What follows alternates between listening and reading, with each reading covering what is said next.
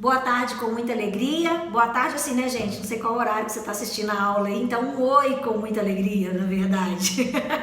Tô no ritmo biológico aqui da aula com os meninos no Zoom, né?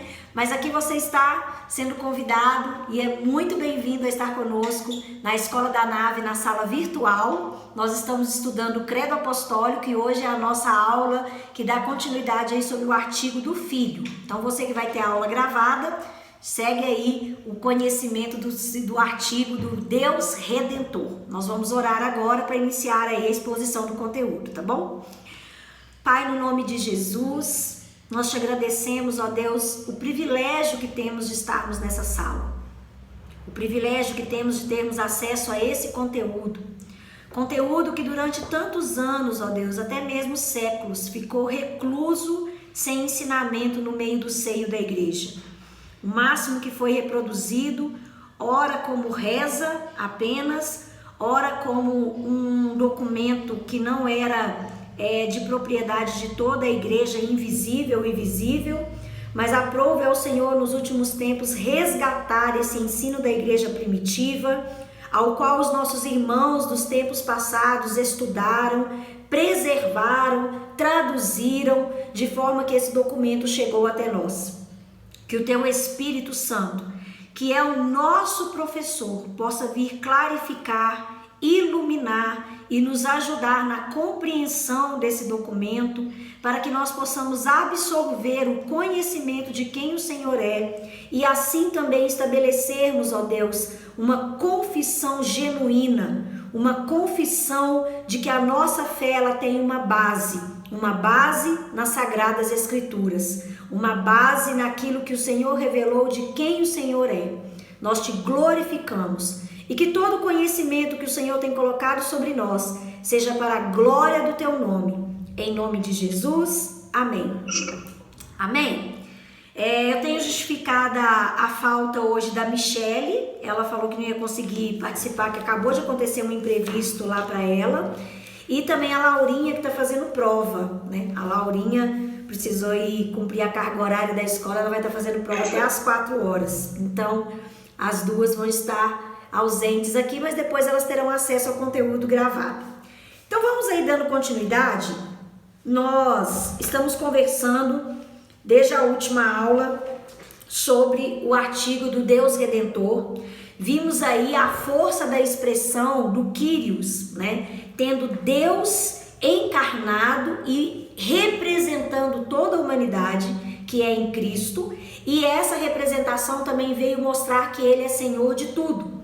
Vimos ali que um dos credos, uma das confissões mais antigas que nós temos nos registros bíblicos, porque o credo não está dentro do cânon propriamente dito, né? Ele é um documento baseado no cânon. Nós citamos Romanos 10:9, né? Que foi justamente a palavra do apóstolo Paulo para a igreja de Roma, que vai dizer: se com tua boca confessares Jesus como Senhor e em teu coração creres que Deus o ressuscitou dentre os mortos, serás salvo. Nós estamos numa realidade do Império Romano que o imperador é Senhor, né? O imperador também, ele é conhecido como filho de Deus, um Deus pagão, mas um filho de Deus, né? Dentro da sua crença mitológica, o imperador romano, ele também é tido como filho de Deus. O evangelho, o imperador também tinha um evangelho, ele tinha também algo que falava ali da sua vida, das suas proezas, das suas realizações. Então nós estamos vendo a igreja contextualizada no momento histórico, se apossando de expressões que são comuns daquele tempo, mas está dizendo o seguinte: olha, o imperador não é filho de Deus, o filho de Deus é o Cristo, né? O Christos. A palavra Cristo, ela é derivada na tradução do Christos, que é derivação do hebraico. No hebraico nós temos a palavra Mahashia, né? Essa palavra significa ungido. E aí a versão do hebraico para o grego é Christos. Então Christos também é ungido, o Senhor, né? Interessante que lá em Isaías, capítulo 9, Isaías vai dar uma descrição ali maravilhosa, né? E o seu nome será maravilhoso, conselheiro, Pai da eternidade, príncipe da paz, o governo estará sobre os seus ombros, né? Isso aqui é uma referência realmente ao Cristo encarnado. Quando diz que o governo estaria sobre os ombros de Jesus, é que ele é Senhor soberano sobre todo o cosmos, sobre todo o universo, né? A gente viu ali na parte do Deus Criador que não somente é algo impactante, nós vimos que Deus criou todas as coisas, mas que Deus continua sustentando a criação. Deus criou a primeira árvore com o primeiro fruto, com a primeira semente. E quando Deus abençoa a criação, e essa criação ela continua perpetuando, se fecundando, frutificando, isso continua também a graça de Deus sobre a criação. Ele é Senhor de tudo. Esse Deus que é apresentado no Antigo Testamento como Yahvé, como Senhor de todas as coisas, ele agora está encarnado na pessoa do Cristo, que também é a expressão exata desse senhorio, né? Então nós conversamos um pouquinho sobre isso e vimos aí como que era importante essa declaração de que Jesus é o Senhor. Bem diferente dos nossos dias. Naquela época, falar que Jesus era o Senhor era falar contra o Estado. A igreja e o Estado vai entrar em conflito, mais ou menos ali na quarta década da igreja, né? Ano 30, ano 40, já começam as grandes perseguições dentro do Império Romano. Dominiciano vai ser o imperador que vai mais provocar aí essa sangria, né? Por causa desse título que ele carrega sobre si, que ele é Senhor, e a igreja vai dizer, não, nós temos um Senhor. Dando continuidade a esse artigo do Deus Redentor, vocês têm aí no slide 9 a expressão da parte do artigo do credo que vai dizer, foi concebido pelo poder do Espírito Santo e nasceu da Virgem Maria. Esse artigo nos mostra que a história de Jesus começa e termina com dois milagres, né? O nascimento virginal e a ressurreição dentre os mortos. Essa encarnação do Deus como humano, ela é intrínseca, ela está ligada a dois milagres divinos. O Cristo foi concebido pelo poder do Espírito Santo ali no ventre de Maria, né? Eu até coloquei aqui no esboço da aula, vocês além dos slides, vocês também vão receber os esboços, que diz assim, nenhum momento da vinda de Jesus depende da ação humana. A vinda de Jesus ao mundo é uma ação que a teologia vai chamar de ação monergista. Então nós temos duas palavrinhas aí que vão descrever o tipo da ação. A ação monergista é a ação que só depende de Deus, não depende do homem. Então, tudo aquilo que foi feito, que dependia apenas de Deus, é uma ação monergista. A salvação da humanidade é monergista. O homem, ele não tem nenhum tipo de participação quando o assunto é salvação. Ele não teria condições de pagar a dívida do pecado que a ira de Deus cobra, né? Então, o próprio Deus veio para pagar uma dívida para ele mesmo, porque a humanidade não teria condições de fazer esse pagamento. A outra ação, que é uma ação aí que agora ela é compartilhada entre o homem e Deus, é a ação sinergista. Então, às vezes você vê aí sinergismo, sinergista, essa é uma nomenclatura que ela vai dizer o seguinte, é quando o homem tem uma ação correspondente a uma ação de Deus para si. Então, é claro que nós não somos boçais, nem ignorantes, no ponto que realmente vai ter critérios na caminhada cristã que tem resposta humana, né? Com certeza. Deus tem a parte que cabe somente a ele, mas haverá circunstâncias em que o homem responde, né? Não que o homem promove, mas o homem responde. Então, quando Deus nos salvou, nós temos agora uma resposta pela revelação que ele nos deu. Essa resposta, quando nós confessamos o credo, é uma ação sinergista, né? Deus se revela a nós e nós confessamos para esse Deus que se revelou. Mas a ação de Cristo vindo à humanidade, resgatando a humanidade, é uma ação totalmente monergista, né? Maria, que é esse recipiente, né? Ela é apenas uma serva. ela é apenas um vaso nas mãos do Senhor. Quando a gente fala ela é apenas, nós não estamos desmerecendo, desvalorizando, nós não estamos descredibilizando, muito menos menosprezando a vida dessa mulher. As meninas aí que caminham comigo no Petit, que a gente vem estudando as mulheres bíblicas, eu sempre falo, gente, Maria é um exemplo que nós seguimos. Uma mulher de Deus, uma menina que Deus olhou para ela e falou, eu posso confiar o meu filho no ventre dessa mulher. Eu posso confiar a educação do meu filho encarnado para essa mulher, né? Porque Maria ensinou Jesus a falar, ensinou Jesus a andar. Igual quem é mãe aí, sabe de todas as responsabilidades com um bebê, né? Com uma criança, a formação de uma criança. Maria teve essa responsabilidade, né? E ali, sempre idônea, sempre uma esposa exemplar, uma mulher de Deus, mas em momento algum ela tem, além disso, a ação dela a ação de Jesus em Maria é monergista, né? Ela foi um instrumento maravilhoso, mas nada além disso.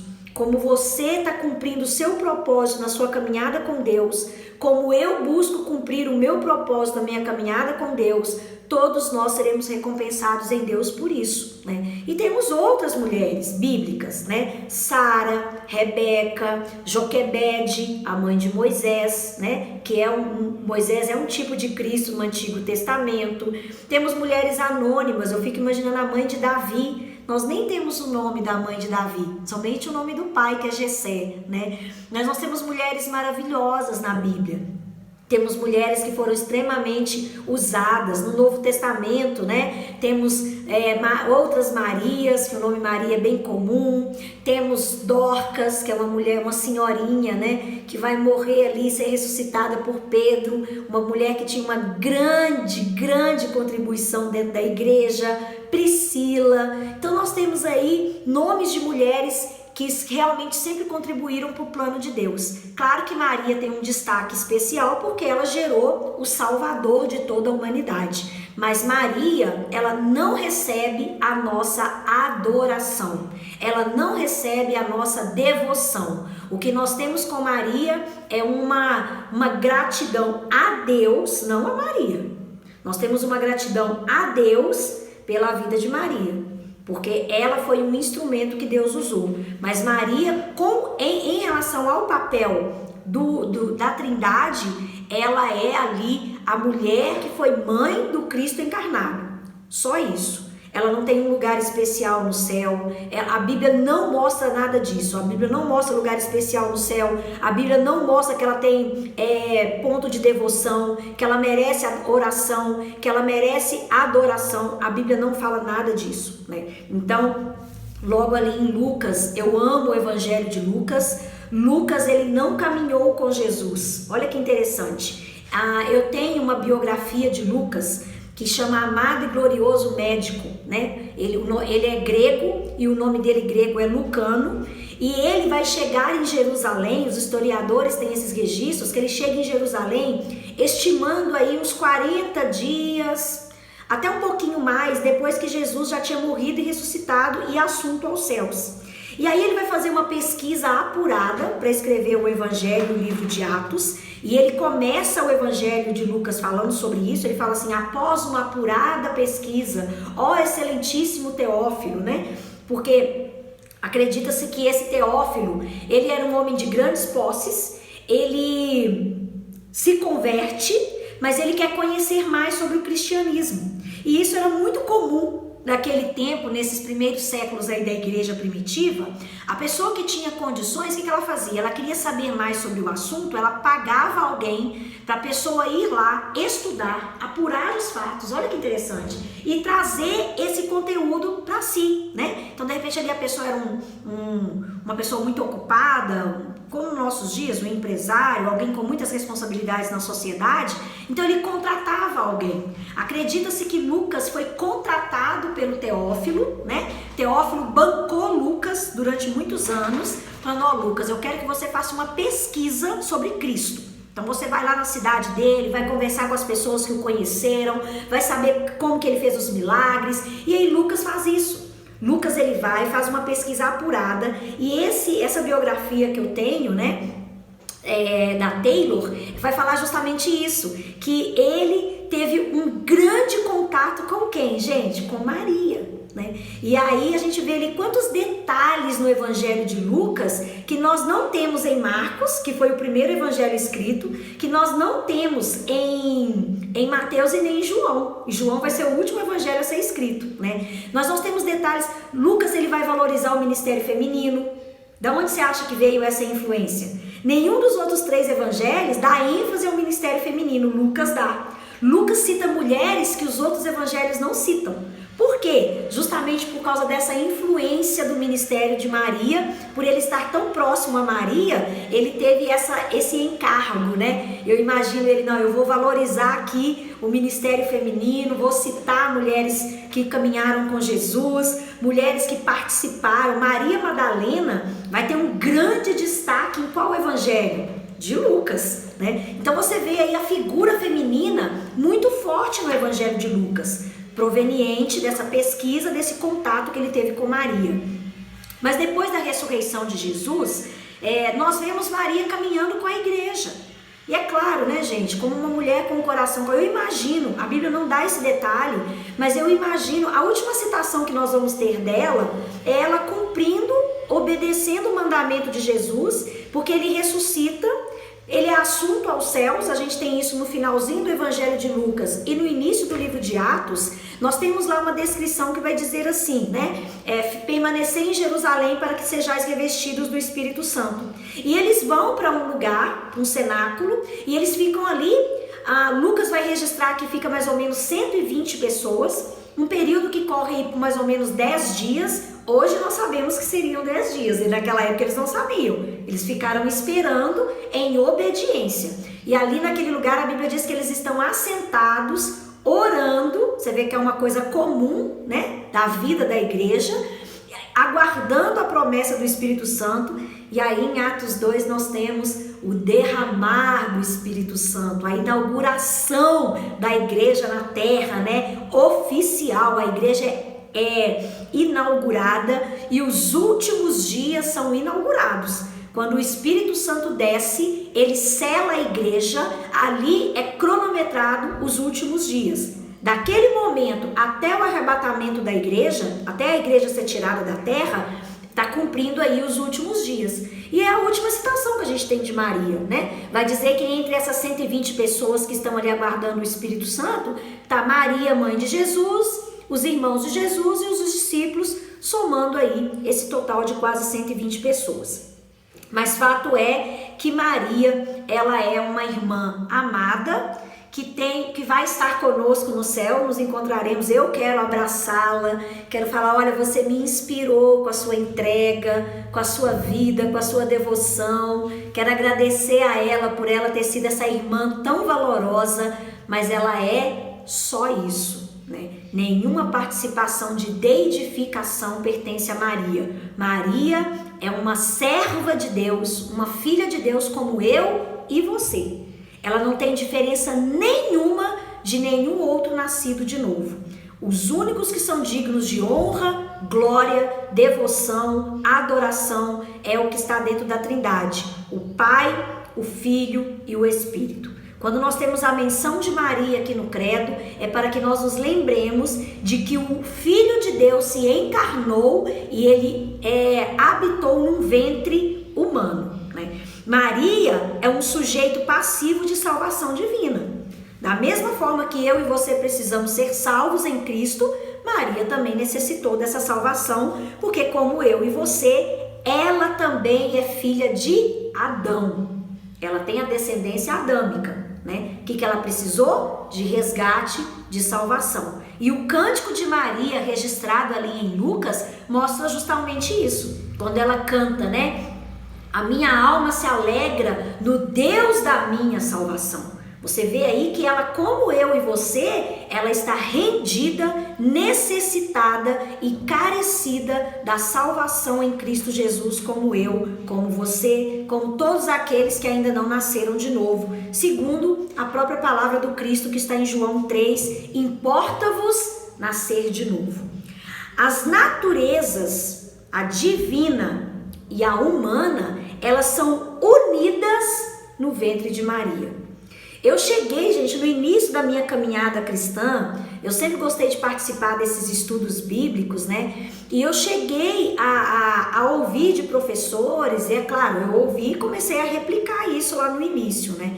Que Maria, ela tinha o óvulo, como toda mulher, para gerar, né?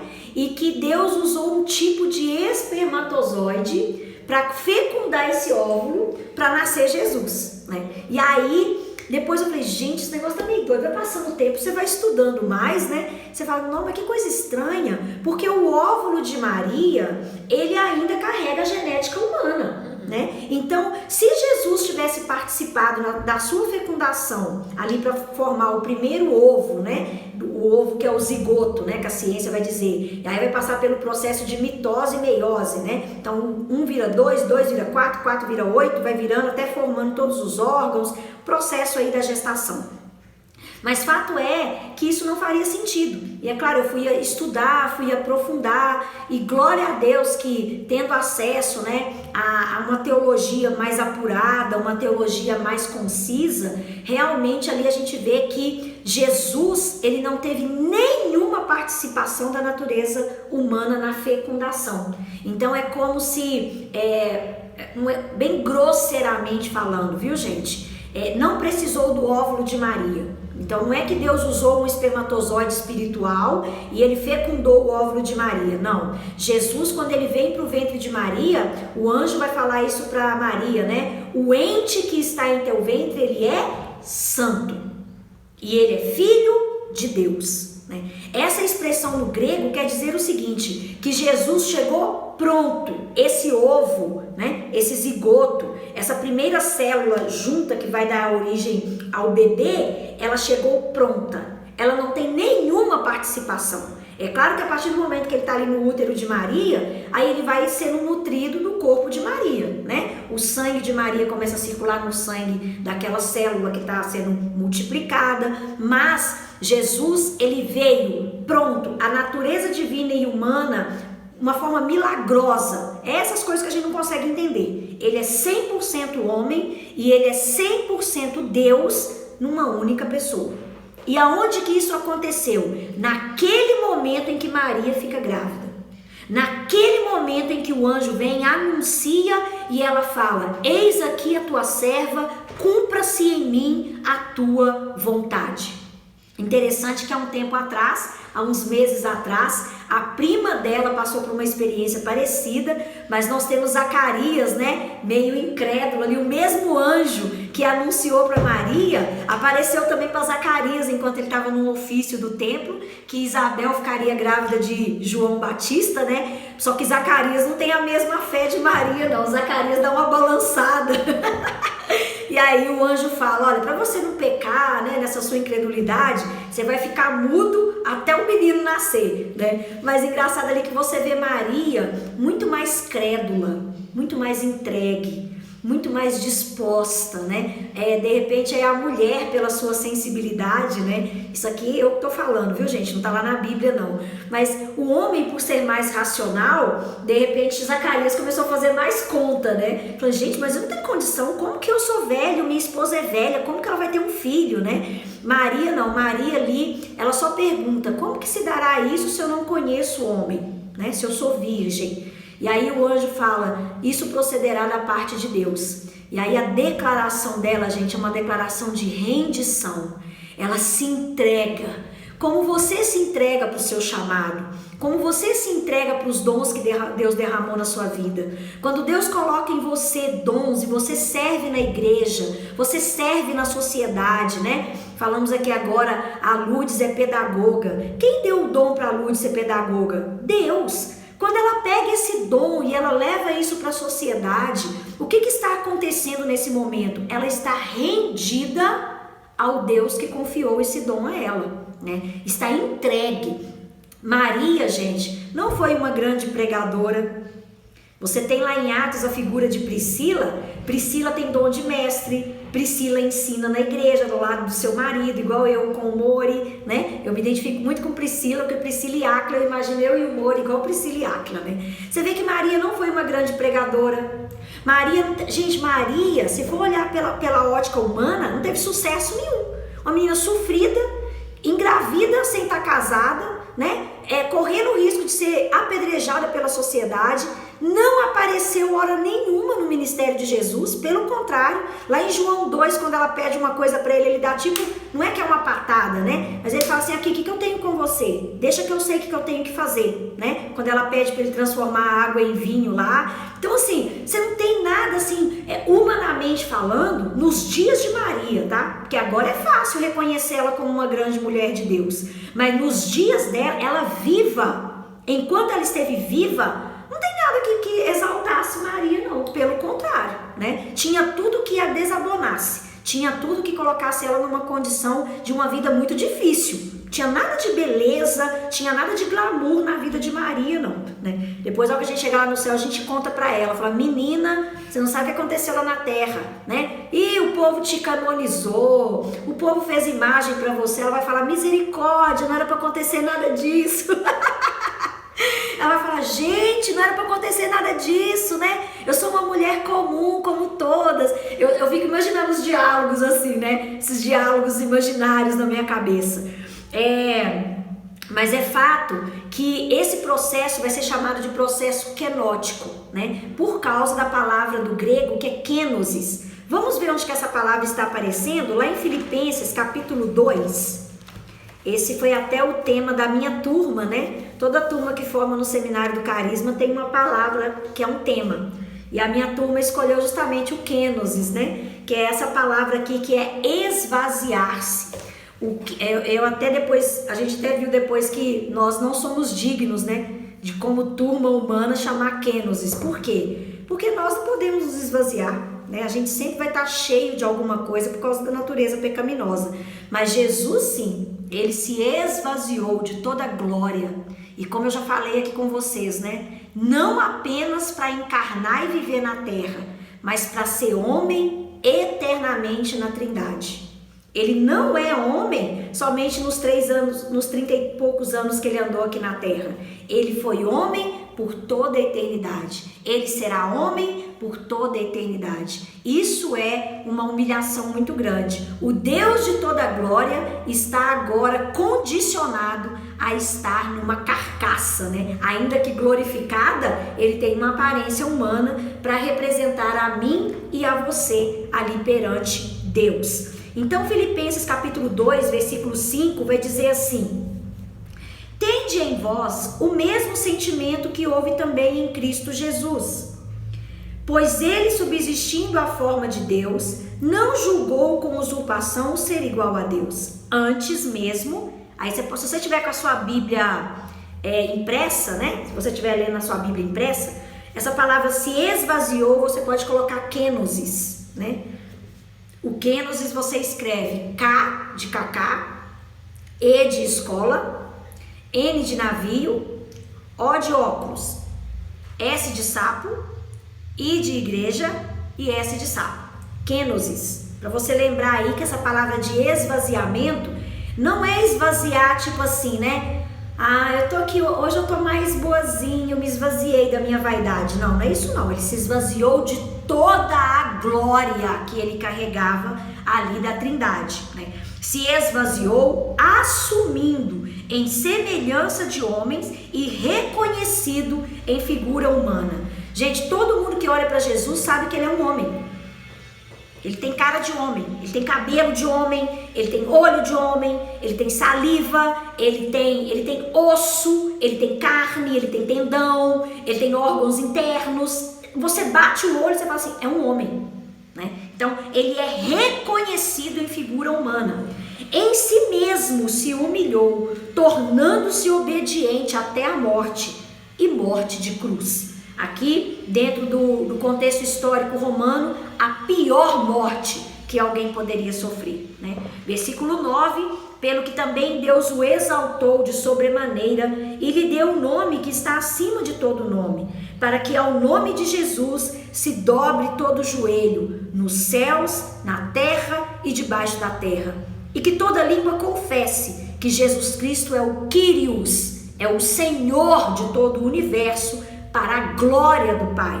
Você vê que essa palavra de colocar ele como Senhor glorifica a Deus, né? Coloca Deus em exaltação. E olha que lindo aquilo da dança trinitária que nós falamos, que o C.S. Lewis fala no livro Cristianismo Puro e Simples. Deus exalta o Filho sendo exaltado glorifica o Pai. Você percebe isso aqui nesse texto? Gente, isso é perfeito na Trindade. Não há nenhum tipo de carência entre o nosso Deus. O Pai exalta o Filho e o Filho exaltado glorifica o Pai. Isso é perfeito, né? Isso é muito lindo. Então, nós temos que ver aí que essa realidade, ainda que ela não caiba na nossa mente limitada, ainda que nós fiquemos limitados mesmo para essa compreensão, ela é real. Cabe a nós o quê? Cabe a nós acreditar, confiar, submeter a esse ensino e crer que o que está aqui é verdadeiro e que nenhuma outra palavra é superior a essa. Como bem disse a Bíblia, que o homem seja mentiroso e nunca Deus, né? Deus, ele é perfeitamente verdadeiro. Nós estamos indo para o último minutinho aqui do nosso primeiro momento no Zoom. Vamos aqui sair então e ir para o nosso segundo momento, meninos? Vamos para lá? A gente vai encerrar aqui que está no finalzinho, tá bom? E a gente entra com o código aí do segundo tempo aqui na aula para a gente dar continuidade. Vamos lá. Vocês aí que estão na gravação, aguarde só um minutinho, por favor, que a gente já vai recomeçar, tá bom? Bom que dá tempo de tomar uma aguinha, né, Paulinha? Molhar o bico. Tô tão feliz, gente, de estar aqui podendo dar essa aula. Glória a Deus, né? Deus é bom. E esse conteúdo do artigo do credo é tão rico, é tão poderoso, né? Você vê que o credo, ele está dedicando um tempo maior na figura do filho, né? Porque o filho, como bem disse Jesus ali para Filipe, né? Filipe, quando Jesus está ali se revelando na mesa da Santa Ceia, porque do capítulo 13 de João até o capítulo 17, 18, né? 18 que ele vai para o Getsêmani, 19, até aquele momento ali Jesus está na Santa Ceia, né? E ali aí Filipe fala assim, Jesus, revela-nos o Pai. E aí ele fala, como é que você pode viver comigo nesses 3 anos e falar, me revela o Pai, sendo que eu sou a revelação do Pai? Então, o credo também está dando ênfase a Jesus no maior artigo por isso, porque ele é a expressão exata. A Bíblia vai trazer essa certeza. Ele é a expressão exata daquilo que Deus representa, daquilo que Deus é, daquilo que Deus foi falando ao longo de todo o Antigo Testamento. Ele é a expressão exata, né? Glória a Deus por isso. Então, todos nós estamos de volta, vocês estão muito espertos, viu? Parabéns, ó, todo mundo rapidinho nos códigos. Muito bem, amores. A Gabi tá chegando, né? A Gabi já chegou, tá ali.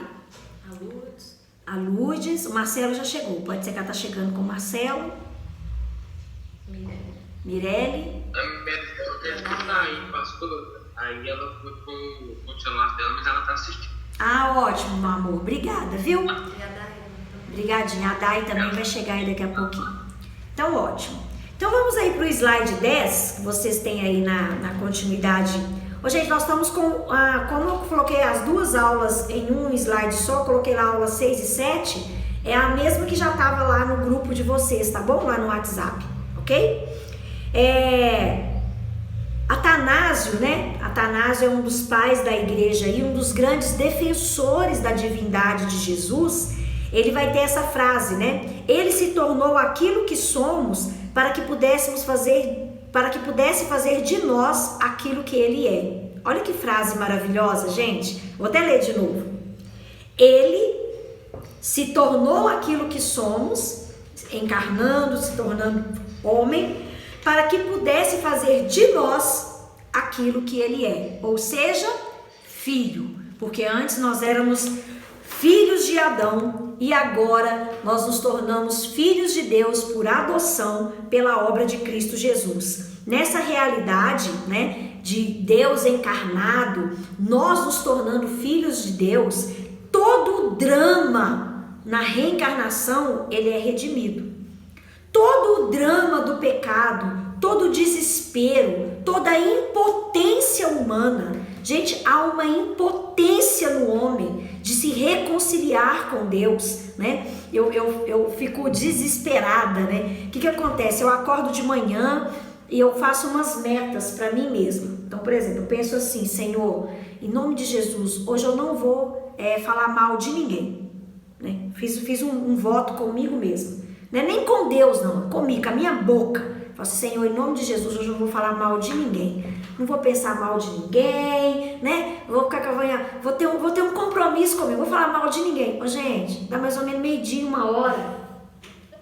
Misericórdia. Tá eu lá clamando ao Senhor. Falou: Deus, né? Eu já fiz um comentário depreciativo de um. Já pensei mal do outro. Já tive inveja do fulano. Gente, como que nós somos? Meu Deus, como que nós somos desesperadamente corruptos. Ainda que a gente consiga até não falar muitas vezes, mas só eu e você sabe o que está aqui dentro. O que está correndo aqui nessa carne, né? Nessa carne orgulhosa, invejosa, soberba. Essa carne que a gente sempre acha que a gente é melhor do que o outro. A gente sempre pensa assim: se fosse eu não tinha feito isso. Se fosse eu não teria falado assim. O fulano também podia ter feito assim. Por que você não faz assim, né? Toda vez que eu tô fazendo isso, eu tô externando, gente, a minha soberba, o meu orgulho. Então há um drama na humanidade. E Cristo veio redimir a humanidade desse drama na encarnação. Se Jesus não fosse Deus, ele não poderia nos garantir. Então olha como é que ele é 100% Deus e 100% homem. Ele não poderia ser, ele só pode garantir perdão de pecados porque ele é Deus. Lembra no episódio lá dos evangelhos, daquele homem paralítico que está acamado, que os 4 amigos tentam levá-lo para ser curado, não conseguem entrar na casa, abrem o telhado, ele é descido pelo telhado, e aí Jesus fala, né? Seus pecados foram perdoados. E aí os fariseus ficam desesperados, porque eles falam assim: como assim seus pecados estão perdoados? Somente Deus pode perdoar pecados. Por que Jesus poderia dizer aquilo? Porque ele era Deus. Somente Deus pode perdoar pecados. E ele era o Deus encarnado num único ser, sendo homem e sendo divino. Como Deus, ele é o único que pode nos dar vida eterna. Todo homem nasce morto espiritualmente, cumprindo a palavra que Deus tinha dito para Adão e Eva, ali quando ele fala: olha, vocês têm liberdade de comer de toda árvore que está no jardim, toda sorte de frutos, vocês têm liberdade de comer tudo, da árvore da vida. A gente nem sabe que sorte de árvores estavam ali, mas a gente sabe que a Bíblia cita pelo menos a árvore da vida e do conhecimento do bem e do mal. E ele fala: mas apenas a do conhecimento do bem e do mal vocês não comam, porque no dia que vocês comerem, certamente morrereis. Certamente morrereis. Eva, representando a mãe de toda a humanidade, toma daquele fruto, descredibilizando a palavra de Deus, dando mais crédito à palavra da serpente, porque a serpente vai falar assim: deixa de ser boba, é certo que não morrereis. Gente, Deus já tinha falado que morreria. É a mesma coisa que a gente continua fazendo. Você orienta, por exemplo, uma pessoa fora da aliança, né? A pessoa não tem uma aliança de casamento. Aí você fala assim: olha, deixa eu te falar uma coisa. A Bíblia mostra que o sexo fora da aliança é pecado. Aí a pessoa faz sexo, sabe o que ela pensa? Aconteceu nada mesmo. Não tem nada dando errado mesmo, né? Então, a pessoa, ela negocia. Ela faz uma conta na cabeça dela e ela faz igual Eva fez. Morre nada. Ah, o que tem? Já tô com essa pessoa há tanto tempo. As meninas, eu aconselho meninas na igreja que falam assim, pastor, sabe por que eu fiz sexo? Eu vou casar com ele mesmo. Deixa eu te falar, mas você ainda não é casada. Você vai casar, mas você ainda não é casada, né? Então, Eva trouxe essa herança para todos nós. E ali nós temos a morte eterna. A não ser que Cristo venha fazer essa adoção, que Cristo venha morar nos nossos corações, que venha fazer a obra da regeneração, da redenção, a propiciação, a justificação, nós não seremos livres dessa morte eterna. E quando a gente vê Apocalipse, né, que vai dizer ali no capítulo 20, que vai ser feita uma leitura, e quem não estiver com o nome no livro da vida, vai ser condenado para a morte eterna, né? Então, somente Jesus Cristo, representando a plenitude divina em si, poderia nos dar perdão de pecados e poderia nos dar a vida eterna. E somente Deus pode falar o que temos através da boca de Jesus. Então, você quer saber o que Deus tem para a sua vida? Leia os evangelhos. Através da boca de Jesus, gente, os sermões do monte, né, em Mateus capítulo 5, 6, 7, ali nós temos o mesmo peso que os 10 mandamentos têm lá no Antigo Testamento. O sermão do monte seriam os 10 mandamentos do Novo Testamento, né? Tanto que é o peso ali de ensino que Jesus traz. Então, se você tem dúvida aí, como que eu ajo na minha vida cristã? Leia os evangelhos, leia os ensinos de Jesus, porque você vai saber como que um indivíduo nascido de novo se comporta. E se você quer saber como que você se comporta como igreja, aí você lê a partir das cartas. As cartas nos ensinam como conviver como igreja e os evangelhos nos ensinam como viver como indivíduo. Olha como é que a Bíblia é completa, né? Jesus, ele é a representação de um profeta diferente dos modelos que temos no Antigo Testamento. Ele opera em nome do Pai e em seu próprio nome. Nenhum dos profetas do Antigo Testamento realizaram como Jesus realizou tantos milagres. Nós temos, né, Elias, Eliseu, Moisés, pessoas ali que foram muito relevantes no Antigo Testamento. Mas, gente, a ação deles é tímida. Você vê até mesmo a ação do Espírito Santo em relação aos povos. Os povos não tinham acesso ao Espírito Santo. A gente vê a ação do Espírito Santo fechado ali com Israel.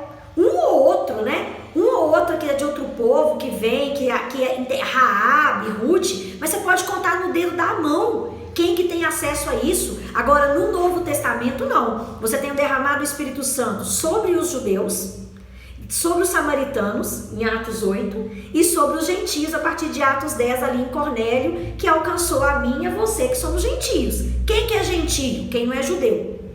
Ok? Quem é judeu? Quem não é judeu? O resto tudo é gentio. Então, Jesus, ele é o cumprimento da expectativa que todo mundo tinha em relação à ação do Espírito Santo.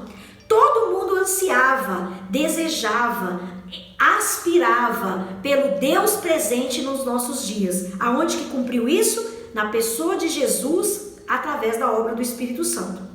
Então, somente ele fez os milagres que fez, expulsou demônios, curou os enfermos, ressuscitou mortos. Assim, gente, numa destreza, numa naturalidade, né? Você vê ele chegando ali na casa de Jairo, o povo chorando, descabelando, e ele fala: fiquem calmos, a menina está só dormindo, eu vou acordar ela agora, né? Coisa mais linda. Ele pega na mão da menina e diz: Talita, come. E aquela menina levanta. É tão natural para Jesus. Ele chega diante do túmulo de Lázaro em João 11 e ele fala: Pai, eu sei que o Senhor sempre me ouve, mas para que essas pessoas saibam que o Senhor me ouve, faça com que esse milagre aconteça. Lázaro, vem para fora. Eu já ouvi alguns estudos que eu fico fascinada, que Jesus ali, toda vez que ele vai ressuscitar um morto, ele chama a pessoa pelo nome, porque o poder de vida nele é tão grande, que se ele fala assim, ó, morto, levanta, era perigoso todos os mortos levantarem. Porque é como se todos os mortos ouvissem aquela voz e saíssem dos seus túmulos, né? Isso é muito louco. Por isso que quando ele vai ressuscitar alguém, ele tem que ser específico. Não, eu estou aqui para ressuscitar Lázaro, né? Então ele vai dizer, Lázaro, vem para fora. E, gente, esse poder em Jesus é grandioso mesmo, porque Mateus vai dizer que no momento da crucificação, quando Jesus morre ali na cruz, o abalo é tão grande que os túmulos se abriram e os mortos que eram santos ressuscitaram. A gente fica pensando, Hollywood fica colocando esse trem de morto-vivo, né? Gente saindo, levantando, zumbi, sei lá o que, sei lá o que, sei lá o que. A Bíblia já está falando disso, ó. Não que esse zumbi horroroso aí não é isso que eu tô querendo dizer não, Walking Dead não. Mas o que eu tô querendo dizer é o seguinte, que a Bíblia conta que na crucificação de Jesus, os túmulos se abriram e saíram mortos lá de dentro. Pelo poder de vida que há nele. Fala assim, isso não é fascinante? Isso é muito grande, né? Então nós temos que ver que em Jesus há o cumprimento de vida. Ele é o Deus que carrega em si todo o poder de vida. Por outro lado, então aqui a gente falou um pouquinho dessa parte divina, né? Por outro lado, se ele também não fosse homem, ele não poderia compartilhar as nossas mazelas, né? Nós não teríamos esperança, nós não seríamos transformados, ninguém seria chamado de filho de Deus por adoção. Então, o Marcelo lembrou muito bem aqui na aula anterior, né, da questão da aliança, de Deus ter trocado o lugar com o homem, né? Então, Jesus agora é chamado de filho do homem para que eu e você sejamos chamados de filhos de Deus. Olha que coisa mais linda!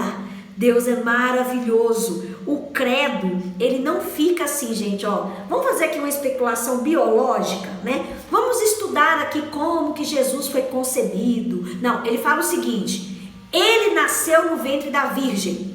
Pronto. E aí, quem quiser, se humilhe e creia. É só isso. Eu e você não temos que ficar preocupados em ficar provando X, Y. Por quê? Porque a Bíblia não se preocupou com isso. A Bíblia trouxe uma informação. Nós estamos cumprindo uma promessa. A virgem dará a luz ao Filho de Deus. Isso se cumpriu, aconteceu. A teologia liberal está tentando descredibilizar o nascimento virginal de Jesus e isso vai cair por terra. Porque você vê que realmente, olha o que a teologia liberal está fazendo. Querendo desmantelar, né? Fazer cair por terra os dois pontos que dependem de Deus, que é o nascimento virginal e a ressurreição dos mortos. Então eles dizem que Jesus não nasceu da virgem e que Jesus não ressuscitou literalmente. E o credo está nos ensinando justamente o contrário, respaldando como documento cristão aquilo que a Bíblia já nos ensina. O credo, ele veio nos mostrar o Filho de Deus na nossa história. Quem declara, eu creio, foi uma das nossas primeiras aulas lá, uma ênfase no eu creio, está assumindo que esse crer não é uma obra, mas é apenas uma dependência em algo que está além de mim, pois eu sou limitado e careço da revelação divina. Então, quando nós falamos, eu creio que Jesus nasceu da Virgem, eu não estou dizendo aqui, nossa, olha como é que eu tenho fé, olha como que eu tenho uma obra linda dentro de mim, eu sou tão crente, tão crente, tão crente que eu creio. Não é isso que está dizendo, porque isso não faria o mínimo sentido. O que o credo está levando eu e você a confessar é o seguinte: nós cremos porque nós nos submetemos ao que a Bíblia diz. Só isso. A Bíblia disse, eu creio. É isso que o credo está nos ensinando.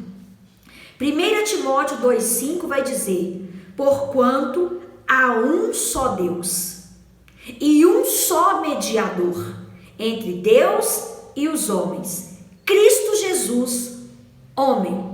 Essa palavra no grego, homem, ela é equivalente à palavra Adão. Essa palavra Adão lá em Gênesis fala que Deus criou o homem. Não é o homem como um indivíduo, mas é o homem como humanidade. Pensa Deus olhando para Adão e ele fala, em Gênesis 1, Gênesis 2, né? Mostra ali a criação do homem, e aí vai falar assim, e criou Deus o homem. Quando você lê homem ali, você pode até colocar entre parênteses aí na sua Bíblia impressa para você lembrar. Não é homem, porque você pensa num bonequinho lá, né? Um bonequinho de barro, sendo soprado e sendo criado. Não, é um indivíduo, mas esse indivíduo, ele carrega nele toda a humanidade. Pensa que Deus olha para Adão como indivíduo, como primeiro cabeça de raça, e ele enxerga em Adão todos os seres humanos que nasceriam na terra até a consumação dos séculos. É isso que está acontecendo. E quando Jesus encarna, quando ele vai ali no ventre de Maria e ele nasce como Deus e como homem, esse homem aqui de 1 Timóteo 2,5 está dizendo justamente isso, que Jesus agora representa toda a humanidade que nasceu de novo.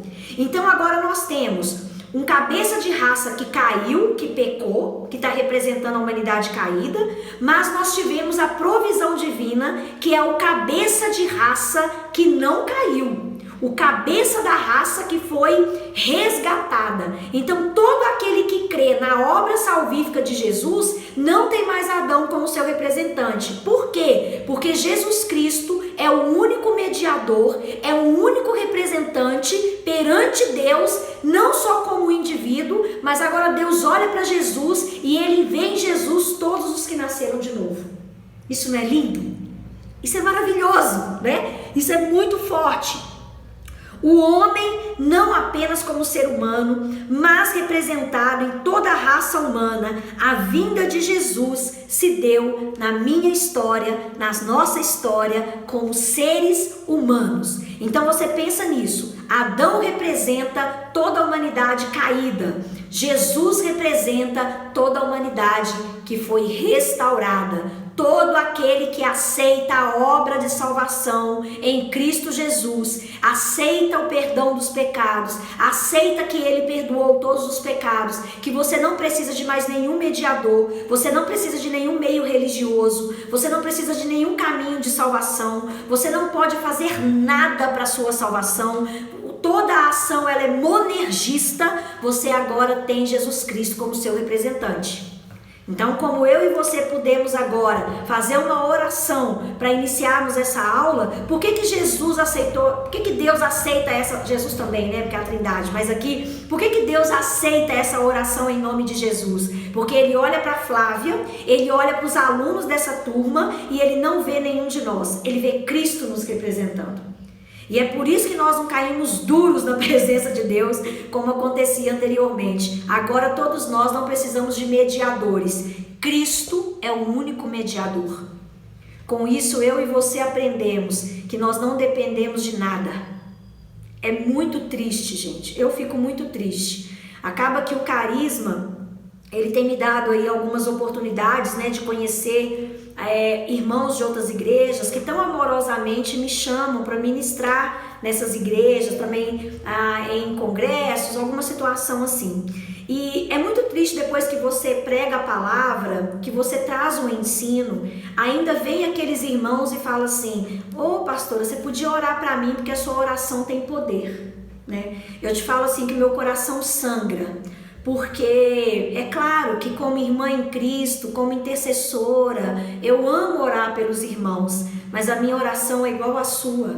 Eu não tenho um lugar especial com Deus. E olha, gente, que eu sou, né, eu não sou nada, eu sou uma mera pecadora. E mais triste ainda é ver pessoas recorrendo a mortos, né, santos em Deus, sim, que foram salvos sim, mas que se tornaram santos religiosos, né? Imagens, nomes que são clamados, né? São Judas, sei lá, Santa Rita, todos esses nomes que são clamados pela boca dos seres humanos, sendo que esse texto de 2 Timóteo 2,5 está mostrando para mim e para você, há um só mediador. Clame só a Ele. Você não precisa da oração do pastor, você não precisa da revelação do profeta, você tem a revelação do Espírito Santo, você tem acesso a Deus. A reforma veio nos lembrar isso. A igreja ficou 1000 anos distante desse ensino e a reforma veio resgatar isso. Qual o resgate? Da igreja primitiva, a igreja que está formando esse credo, a igreja que está ensinando a mim e a você como que é o comportamento de um nascido de novo, né? Então isso é muito sério. O slide 11, a gente indo aí para ele, nós vamos ter um outro ser humano sendo citado no credo, né? Nós temos 2 nomes de seres humanos citados aí, que é Maria, que a gente viu que foi uma serva de Deus, e Pôncio Pilatos, né? Então, a continuidade aí do artigo vai dizer: padeceu sob Pôncio Pilatos. Todo o drama de Jesus acontece na nossa história. Quando cita um governador omisso e mau, a questão aqui é mostrar a humanidade comum e que Cristo está inserido diretamente na nossa história. Por que Pilatos é citado no credo? Para que nós tenhamos comprovação histórica de que Jesus realmente existiu, né? E isso é necessário para documento. Como o credo é um documento, todo documento ele é reconhecido com dado científico. E quando que você tem um dado científico? Você teve um governador romano que se chamava Pôncio Pilatos e Jesus está justamente no tempo de Pôncio Pilatos, né? Se fosse aqui no Brasil hoje, então falaria aí, Jesus padeceu quando o governo era do Bolsonaro. Um exemplo assim, para mostrar que como a história secular, ela tem registro, os seus registros confirmam os dados históricos, é para mostrar que Jesus realmente ele existiu, né? Essa palavra padeceu, o credo não traz com especificidade o que é esse padecimento, né? Aqui será que é só o momento da cruz? Você realmente crê que Jesus ele só sofreu ali naquele momento da crucificação? Os intérpretes dos originais, eles vão dizer que quando fala padeceu, aqui quer dizer que Jesus ele padeceu desde o momento em que ele encarna, porque a ciência até fala, né, que o bebê no ventre, a mãe fica desconfortável, mas o bebê também está desconfortável. A mãe sofre angústias, o bebê também sofre angústias, né? Eu fico pensando Maria, né, tendo que viajar ali no finalzinho da gravidez. Ô, gente, quem aí já teve no 8º mês de gravidez e precisou viajar de carro, de ônibus, sabe que desconforto que é. Você já pensou aquela menina viajando no deserto, em cima de um jumento? Grávida, com aquele barrigão, né? E todo o desconforto, toda a dor que ela sofria, o bebê também sofria no seu ventre. Então, esse padeceu aqui, os originais do grego, quer dizer que não é padecer somente nos flagelos, quando ele apanhou, e não só na crucificação, mas em toda a vida de Jesus. Quando ele sente cansaço, quando ele sente fome, quando ele sente sede, quando ele é humilhado pelas pessoas, as suas emoções ali ele chora, né? Então você tem ali Jesus, quando ele recebe a notícia que Lázaro morreu, ele chora. Então, padeceu como humano, não lembre só do momento da crucificação, que é muito comum a gente pensar assim. Então, quando você fizer a confissão do credo, padeceu sob o poder de Pôncio Pilatos, porque Pôncio Pilatos está marcando o tempo histórico, quer dizer que Jesus ele padeceu tudo que um ser humano sofre, da sua concepção à sua morte, em todos os seus 33 anos de vida, tá bom? Isso é muito importante. A Bíblia vai nos afirmar que ele teve uma vida de dores, né? Eu não vou ler aqui porque o nosso tempo não vai dar, mas está aí nos estudos, vocês podem anotar aí, Isaías 53, né? Que é um relato ali do sofrimento bem peculiar da crucificação, mas Hebreus 5:8 vai dizer que ele aprendeu a obedecer por todos os sofrimentos que passou. E todos os sofrimentos incluem da concepção no ventre de Maria até a morte dele expirando ali na cruz.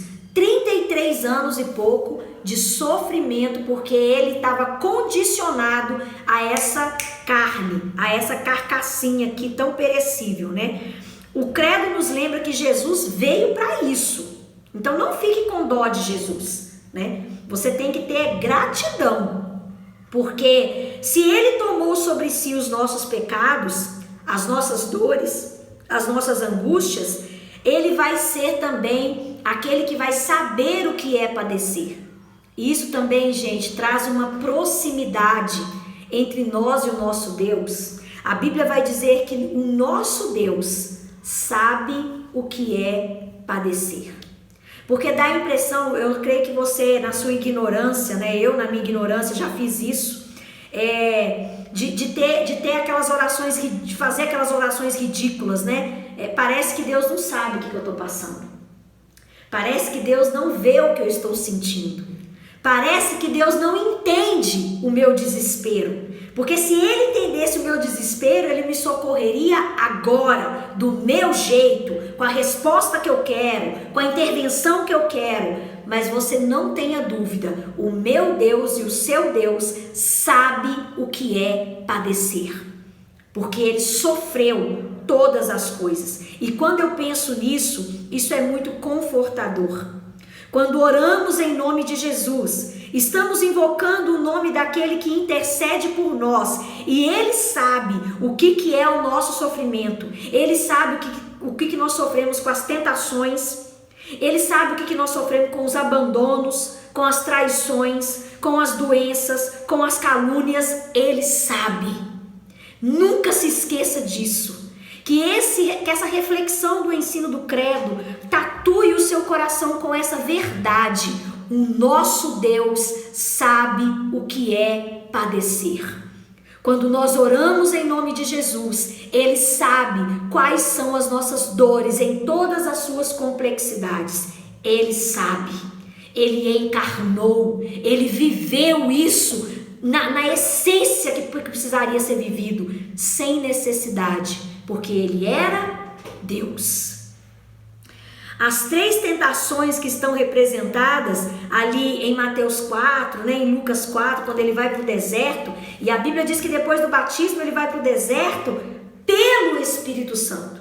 O Espírito Santo leva para lá, né? E ali nós temos tentação de poder, tentação de prestar culto a outrem, porque Satanás está pedindo culto para si, mas Satanás representa o dinheiro, representa o sexo, representa as vaidades humanas. Então, Jesus ali, quando Ele diz não para Satanás, para adoração, Ele está dizendo não para todas as tentações. E lembra que Jesus é o Adão que não caiu.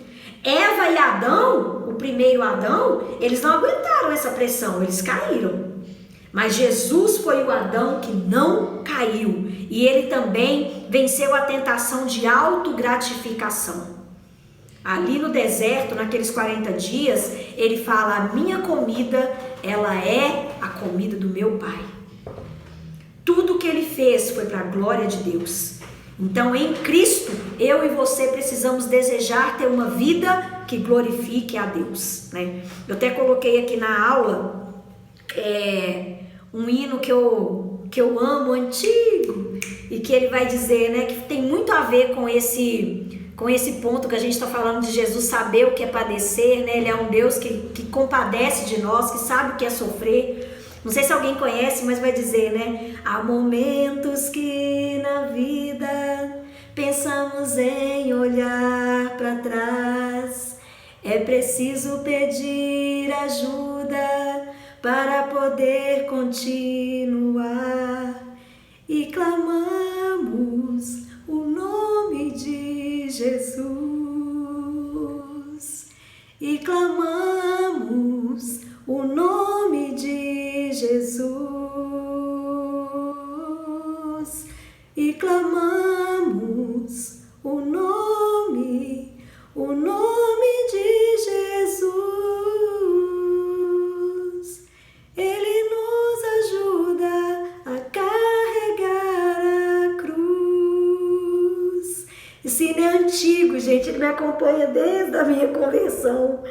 E ele é uma verdade, ele é a verdade do credo. O nosso Deus, ele sabe o que é padecer. Ele sabe quais são as nossas dores. E quando você pensar em olhar para trás, em desistir, em esfriar, não se dê esse motivo, né?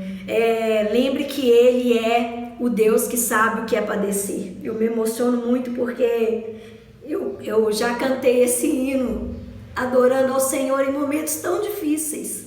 E em todos eu sei que Ele esteve comigo, né? Em momentos de perda da minha mãe, perda dos meus bebês, pessoas que eu amei, que eu acompanhei, que morreram, leitos em que eu orei com pessoas que faleceram ali comigo, que estão em Cristo, momentos financeiros dificílimos, momentos difíceis no meu casamento, muitas dificuldades na área sexual, na área de relacionamento, e em tudo eu clamava, né?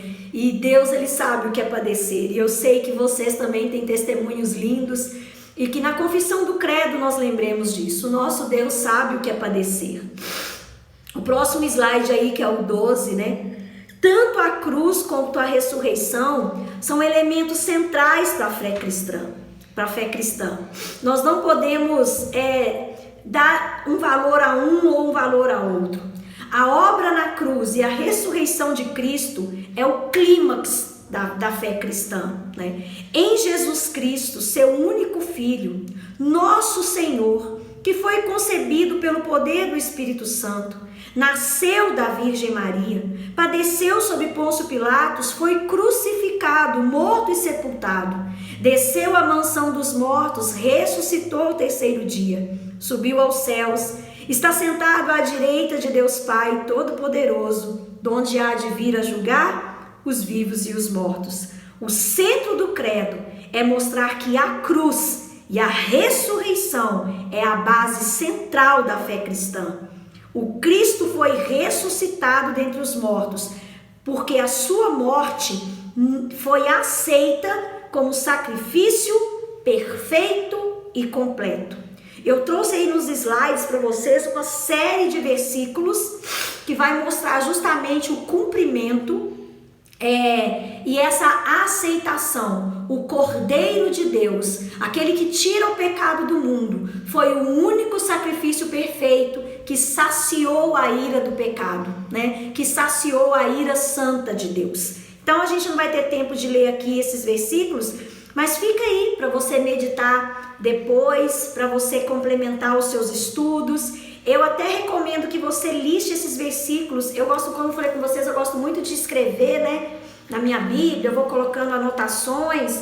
Esses são versículos para você colocar aí na sua Bíblia em algum cantinho, para você lembrar o valor do sacrifício de Jesus. O próximo slide, a gente está caminhando aí já para o final, né?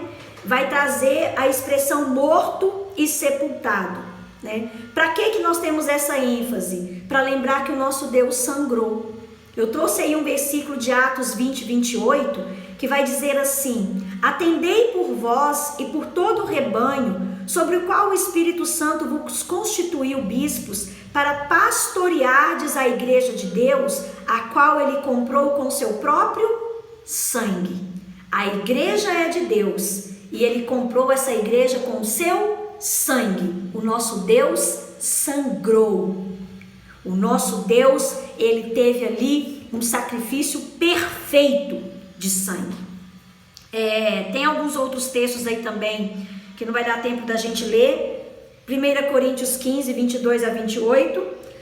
Mas o que eu queria enfatizar aqui é João 10, versículos 17 e 18 vai dizer, Jesus falando, né? Esse capítulo 10 é lindo. E ele vai dizer assim: por isso o Pai me ama, porque eu dou a minha vida para reassumir. Ninguém a tira de mim. Pelo contrário, eu espontaneamente a dou.